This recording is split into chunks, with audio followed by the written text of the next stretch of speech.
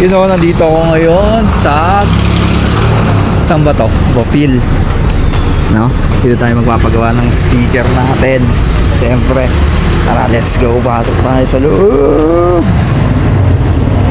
At nandito na nga ako sa loob ng Bopil para magpagawa ng sticker. Tamang hintay muna ako kasi merong mga nauna sa akin. At ito na nga, tinatanong na ako ni sir kung anong klaseng sticker yung gagawin ko at ini-email ko na rin sa kanila yung aking design. Kino-compute na ni sir kung magkano ang aabutin ng pinagawa kong sticker. Tingnan nyo, meron pa akong 2 sticker nila. Goods na. Nakapagpagawa na tayo ng sticker dito sa Bopil. Abangan nyo na lang yon.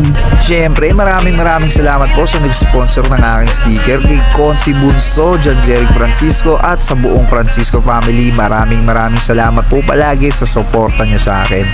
So sa lahat ng mga nanghingi sa akin ng sticker, kalma lang kayo. Nagpagawa na tayo.